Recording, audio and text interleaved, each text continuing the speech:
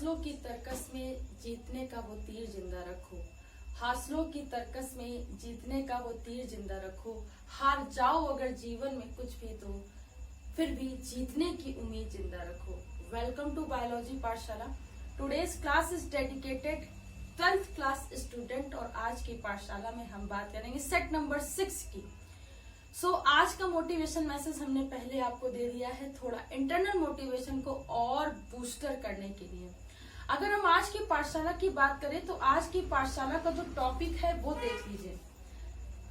आज की पाठशाला का बेटा टॉपिक है, देखिए सेट नंबर, बच्चों सेट नंबर कितना है 6, ईयर 2020। किसी को डाउट? ठीक, 12th क्लास के लिए है, बायोलॉजी के लिए है, ये बात याद रखना। जो बच्चे पहली बार मेरा वीडियो देख रहे हैं, मेरा लेक्चर सुन रहे हैं, उनके लिए खास ये विशेष मैसेज है कि उनका मंडे, ठीक है, ट्यूसडे, वेडनेसडे को 10th क्लास के लिए अनसॉल्व सीरीज चल रही है। और अगर हम बात करें थर्सडे, फ्राइडे, सैटरडे को जो सीरीज चल रही है वो 10th क्लास के अनसॉल्व, और दोनों ही क्या हैं, बायोलॉजी की हैं। दोनों ही क्या हैं, बायोलॉजी की हैं। तो ये बहुत महत्वपूर्ण बात है जो आपको याद रखनी है। तो हम जो कर रहे हैं वो कर रहे हैं 5वें का सेकंड। ठीक, यहाँ तक हम लोग पहुंच चुके हैं। आज हमें इससे डिस्कस करना है। कह रहा है हाशियाकार रुधिराणु एनीमिया क्या होता है। हाशियाकार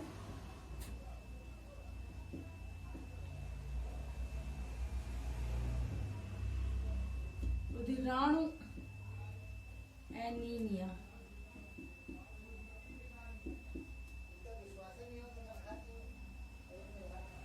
हाशियाकार रुधिराणु एनीमिया, देखिए होता क्या है, ये बेसिकली क्या होता है, विटामिन बी कॉम्प्लेक्स की कमी से होता है। विटामिन बी कॉम्प्लेक्स की कमी से होता है बेटा।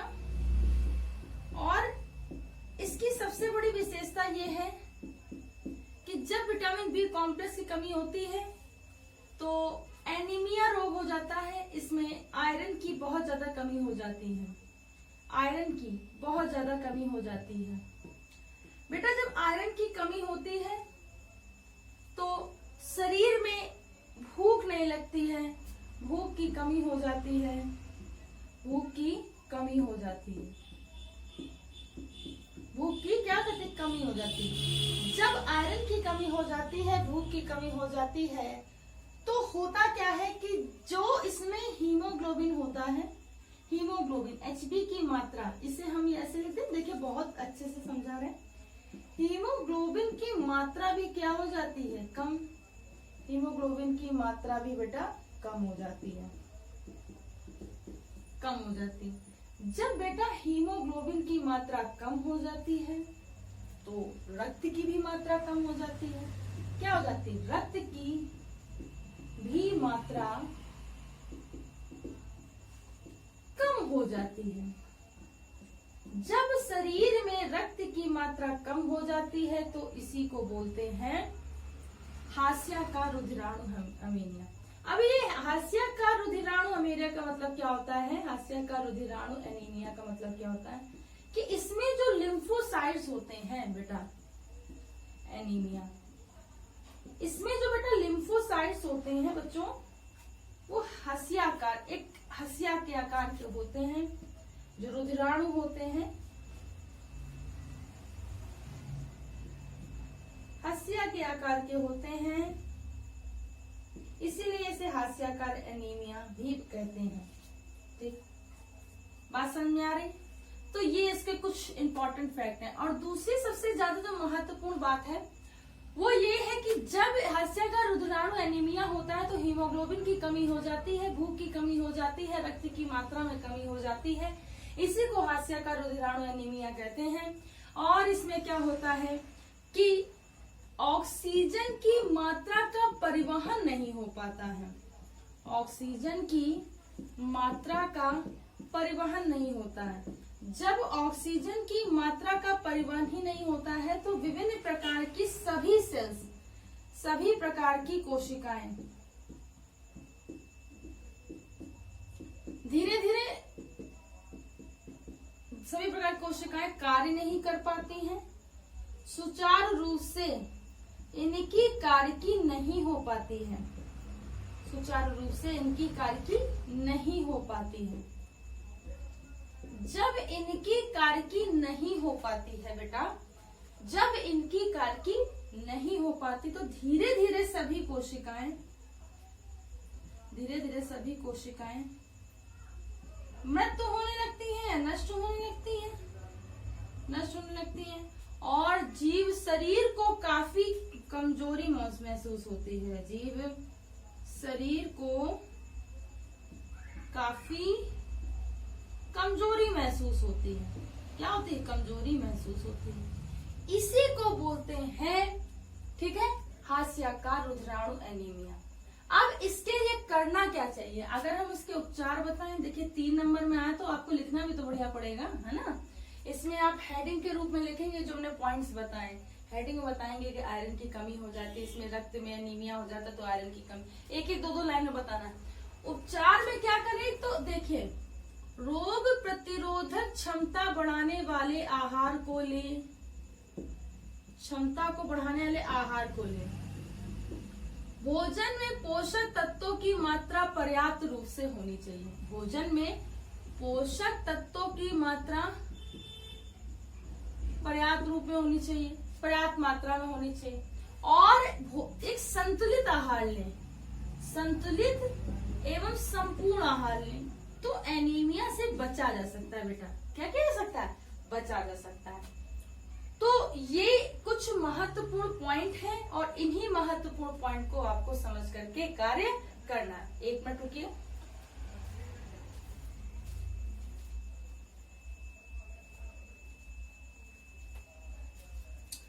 चलिए उसके आगे देखते हैं। जब इतनी बात आपको समझ में आ गई है तो उसके आगे देखते हैं। देखिए आपको और बताया जाए थोड़ी डिटेल में चीजें। अब जब हमने एनीमिया समझ लिया, उसके बाद अब कह रहा है कि मानव में लिंग निर्धारण। देखिए तीसरी बार क्वेश्चन आया है, मानव में लिंग निर्धारण बहुत इंपॉर्टेंट क्वेश्चन है और हर बार आता है बेटा। देखिए मानव में लिंग निर्धारण कैसे होता है, तो देखिए कैसे होता है। मानव में जो सेक्स क्रोमोसोम की संख्या है, यहाँ पे लिख दे, सेक्स क्रोमोसोम की बेटा जो संख्या है, बस जैसे समझा रहे वैसे आपको परिभाषा भी लिखनी है, वो होती है बेटा 1 पेयर। और ऑटोसोम की मानव ह्यूमन में ऑटोसोम नंबर ऑफ ऐसे करके लिखिएगा बच्चों, नंबर ऑफ ऑटोसोम की वो संख्या है, वो कितनी है? 22 पेयर। ठीक, ये आपको बताना है कि इतना इतना चीजें होती। अब आप एक सिंबल बनाएंगे बच्चों, छोटा सा बना दीजिए, नहीं थोड़ा सा बड़ा बनाइए, ठीक है, ताकि आपको लिखने में आसानी रहे। अब आप बताएंगे एक सिंबल इस तरीके से बना दीजिए और इसी तरीके से बनाना होता है, ठीक है। इस तरीके से आपने बना दिया, ठीक। इसमें लिख दीजिए 44 + XX, ठीक है बेटा। और यहाँ पे आप इस तरीके से कर सकते हैं, ठीक है। चलिए थोड़ा सा और बढ़िया।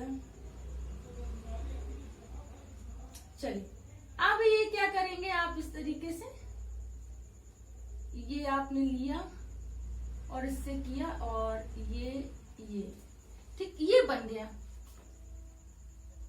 अब आपको करना है 44 + XY।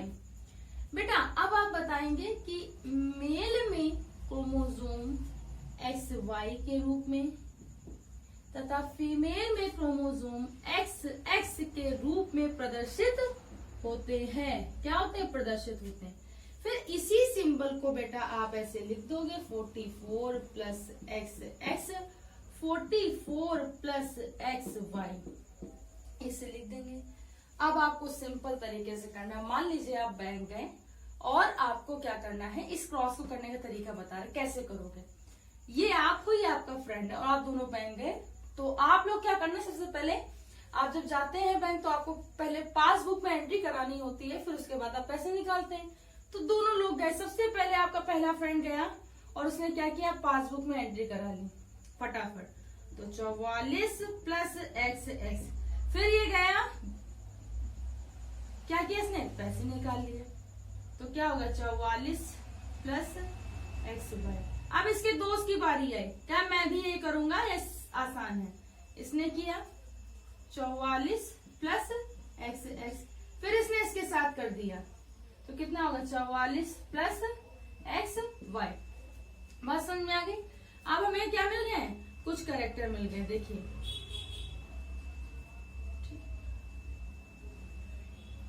सिंबल चेंज कर दीजिएगा, ऐसे बता दीजिएगा, अच्छा लगेगा देखने में भी। देखिए ये कौन है, ये डॉटर है। एक्सेस डॉटर होती है बेटा, क्या होती है, डॉटर। अच्छा ये कौन है, ये भी डॉटर है। ठीक, अब ये कौन है, सन है। ये कौन है, ये भी सन है। बात समझ में आ रही। तो ये आपको बताना है। इतना आप बताएंगे कि मेल में दो प्रकार के स्पर्म पाए जाते हैं, जिसे एक्स और वाई कहते हैं। वाई स्पर्म एक्स की अपेक्षा बहुत हल्का होता है। जब एक्स स्पर्म फीमेल की एक्स ओवरी से निषेचित करता है तो डॉटर का निर्माण होता है, और जब वाई स्पर्म एक्स ओवरी को निषेचित करता है तो सन का निर्माण होता है। आंकड़े ये प्रदर्शित करते हैं कि लगभग 106 लड़कों में 102 लड़कियों का जन्म होता है। इसीलिए आजकल लड़कों की संख्या क्या होती है, ज्यादा होती है। क्यों, क्योंकि जो वाई क्रोमोसोम होता है वो काफी लाइट होता है, हल्का होता है, इसलिए ये सारी चीजें होती हैं। इसलिए ये सारी चीजें बेटा होती हैं। बात समझ में आ रही है। आगे देखिए,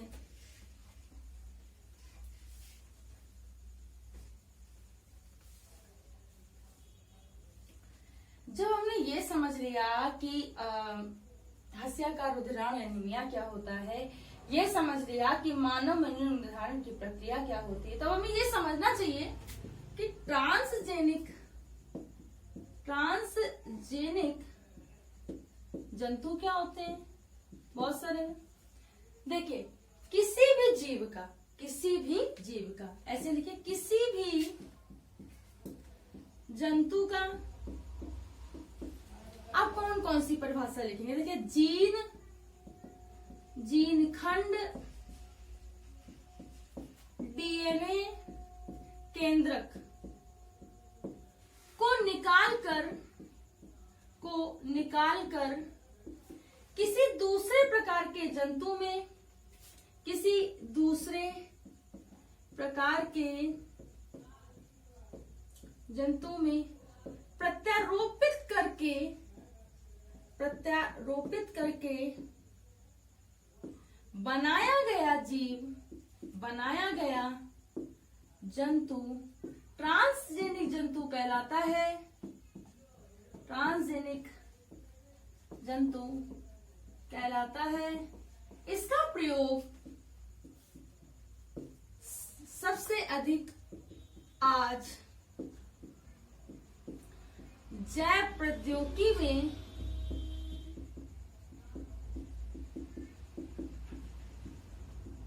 किया जा रहा है। तो ये अपने आप में बहुत महत्वपूर्ण बात है और बहुत सरल है। किसी जीव के जीन खंड का, डीएनए का केंद्रक को निकाल करके दूसरे जीव में प्रत्यारोपित करके बनाया गया जो जंतु होता है उसे ही ट्रांसजेनिक जंतु कहते हैं। पहला देखिए, ट्रांसजेनिक भेड़। देखिए आपको भाषा का एक तो बहुत ध्यान देना और आपकी प्रेजेंटेशन बहुत अच्छी। कुछ लोग बिल्कुल पैराग्राफ में लिख देंगे, उनको मार्क्स नहीं मिलेंगे, लेकिन जो ऐसे लिखेंगे उनको मार्क्स मिलेंगे। देखिए ट्रांसजेनिक जीव को विलियम विल्पार्ट ने दिया था, याद होगा, आप लिख सकते हैं जितनी आपको जितनी सारी चीजें पता है। ठीक, 1996 में डॉली भेड़ को बनाया गया था। किसको बनाया गया था? डॉली भेड़ को। ठीक, डॉली भेड़ को बनाया गया था और इससे कई सारे वृद्धिवर्धक हार्मोन का निर्माण किया गया था। ठीक, और बेटा मैं बता दूं, मिल्क के ज्यादा प्रोडक्शन के लिए भी इसे क्या किया गया था, यूज किया गया था। तो ये डॉली है, प्रथम क्लोनीकृत स्तनी डॉली है। 1996 में जन्मी थी, मतलब बनाया गया था। और अभी डॉली ठीक है 26 की है।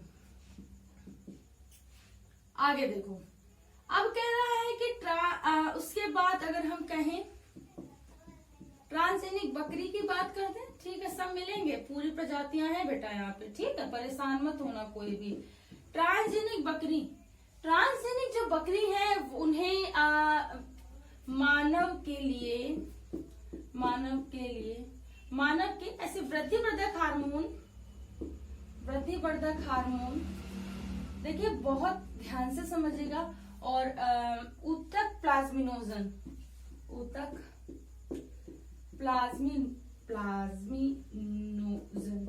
टिश्यू प्लाज्मिनोजन के लिए बनाया गया था। क्या किया गया था, बनाया गया था। आगे देखिए, अगर हम ये बात करें ट्रांसजेनिक सुअर की, ट्रांसजेनिक सुअर,